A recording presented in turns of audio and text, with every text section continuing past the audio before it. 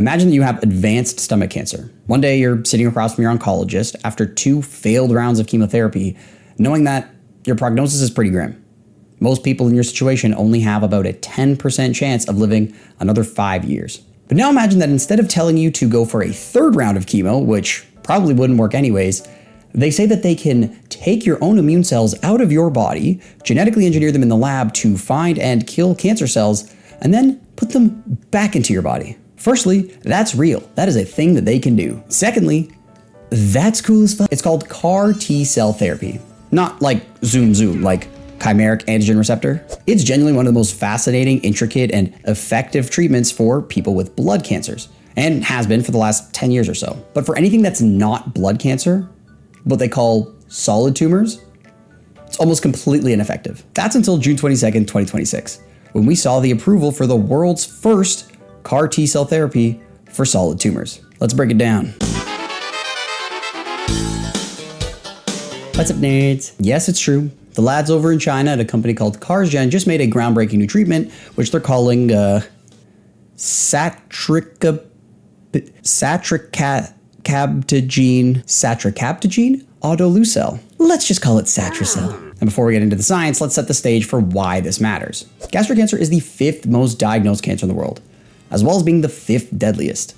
There's 970,000 new cases every single year, taking 660,000 lives. And almost half of those cases come from China, so it's no surprise that a Chinese company made this their target. There are a few reasons why it's so deadly, but one of the main ones is that only 20% of stomach cancers are actually caught early. Typically, people show up to their doctor's office and the cancer's already spread before they even know it exists. That's obviously much harder to treat and partially explains why the 5-year survival rate of gastric cancers is only around 10%. And that's after 2 lines of chemotherapy have already been used. 2 different treatments have already shown to be ineffective. So clearly, current chemotherapies, they're not good enough. There needs to be a new technology that can shift this conversation from just buying a little more time to actually beating this damn thing. Chimeric antigen receptor T cells, or CAR T cells, as we just explained, is where doctors can remove T cells from a patient's own body, bring them to a lab, do a series of genetic engineering to put a different receptor on the outside of this T cell, the immune cells that are in charge of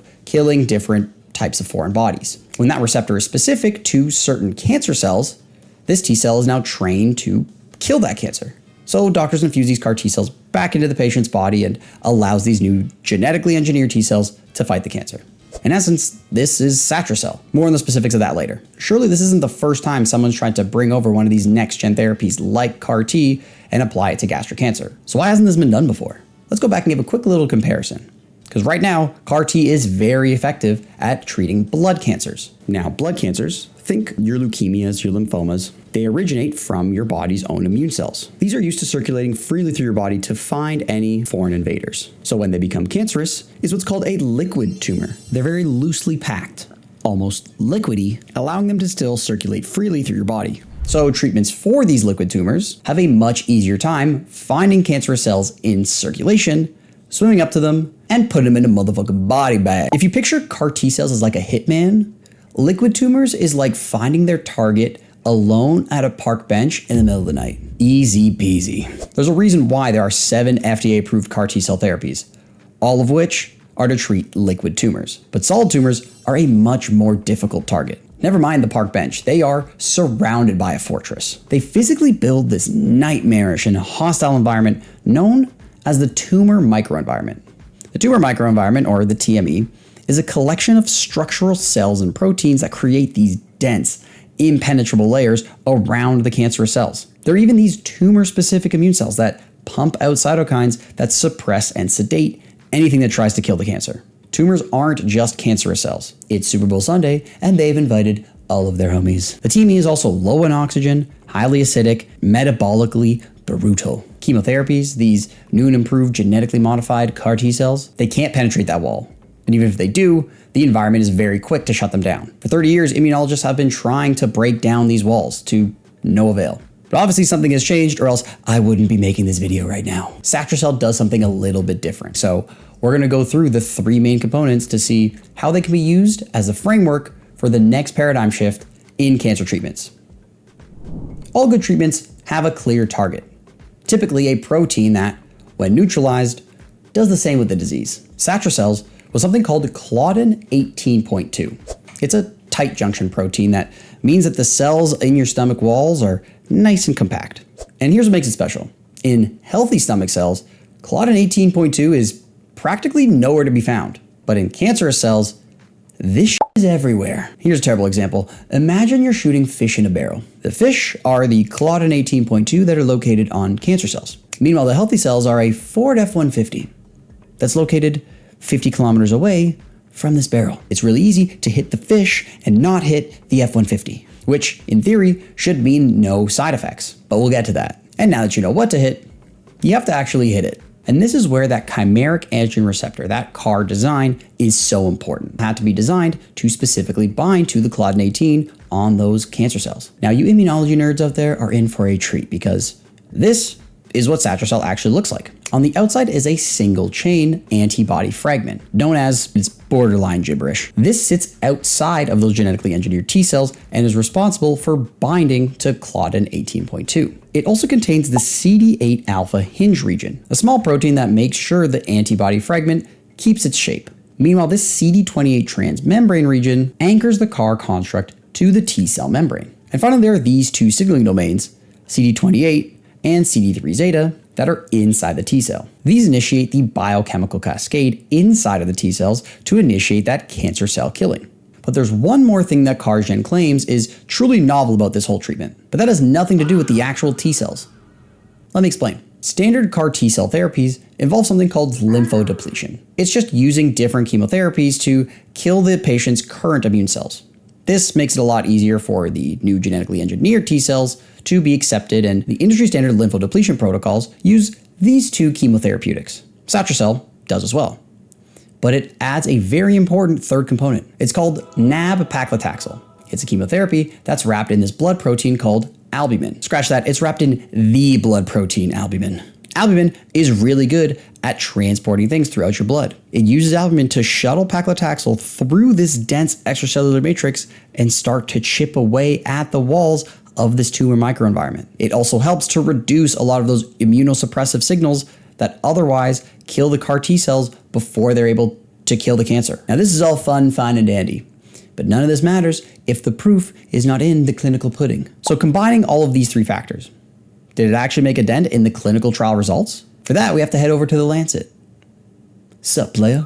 CARsgen's phase 2 clinical trial looked at 156 patients with this very specific type of gastric cancer. Every patient in here had at least 2 lines of chemotherapy in the past. 2/3 were given Satri-cel. The rest were given the doctor's choice of whatever chemotherapy they wanted, the one that they thought was best. Their primary endpoints, the thing they cared about most, was median progression-free survival, or the amount of time that half of the patients saw no change in their cancer symptoms. The control group only had progression-free survival of 1.7 months. The Satri-cel group was 3.25 months. The treatment group lived without worsening symptoms for almost 2 times longer. And the hazard ratio was an impressive 0.37, meaning that there was around a 63% reduction in risk that the disease would progress at any given time compared to the control group. And typically, 0.7 is what most people want to see. Now, there's a pretty glaring caveat. You're only really stopping cancer progression by like an extra month and a half. Now, if you're not impressed, I get it, but I want you to think about this, right?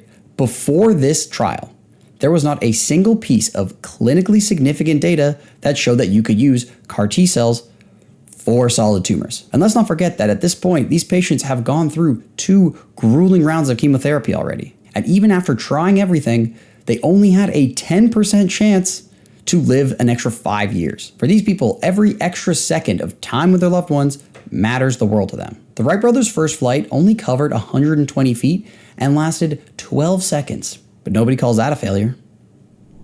Is there room for improvement? Yes, of course. This is far from the perfect CAR T cell therapy. And I am so gracious and transparent that I will even go into more details of the limitations of this study. Firstly, the toxicity of this treatment, it's pretty bonkers. 99% of patients reported grade 3 or higher adverse events. These are side effects that are significant enough to make daily living a real struggle, and they'll likely send you to the hospital, but they're not technically considered life-threatening. Meanwhile, 95% of Satri-cel patients saw what's called cytokine release syndrome, which is a potentially life-threatening autoimmune reaction to the treatment. It's also not the most comprehensive study. Sure, a phase 2 trial with 156 patients is quite good, but it's nowhere near the size or the magnitude of a phase 3 trial that has upwards of 1,000 patients. That's really the scenario where you see the true strength of a treatment like this. Now, the fact that all of this is in China is actually very significant. It is much easier to get these next generation, more experimental treatments into clinical trial in China. It's a good combination of good logistics, good funding, good manufacturing controls, taking these more calculated risks, none of which is possible in healthcare systems in the West. It is very likely that the makers of Satri-cel would need to get much better clinical data before we see it coming even close to getting approved by the FDA, or God forbid, my boys at Health Canada. So then what's next for Satri-cel? With all these limitations, is it really worth being considered the crown jewel of CAR T-cell therapy? For now, the company that makes Satri-cel is doing a couple different studies. One, to try and expand its use just outside of this very specific gastric cancer. They're setting up their phase 1 trial for pancreatic cancer, which has a 5-year overall survival rate of 13%. And they obviously have other clinical trials going on to support their current phase 2 data that we just saw today, which is probably a good idea considering how modest these look compared to other CAR T cells. But in all honesty, this drug isn't really meant to be judged on the efficacy of its clinical data. It's meant to be judged on the precedent it sets. I've said it before and I'll say it again. For decades, the world was told, no, you can't use CAR T cells for solid tumors. There's just no way of penetrating that tumor microenvironment. And considering the vast majority of tumors are solid tumors, think pancreatic, lung, breast, etc., this trial starts to prove them wrong. It now sets this framework that says, yes, you can do it with the right CAR design. The door's now open, even just a little bit. But here's where I want to hear from you nerds. Are these data convincing enough to take on the risk that it comes with? Is this just a symbolic win, or is it actually something that will make a change in the cancer treatment space? Let me know down below, because I would respond to all the comment. But for now, that's all for me. Thank you all for stopping by, and you stay classy, nerds.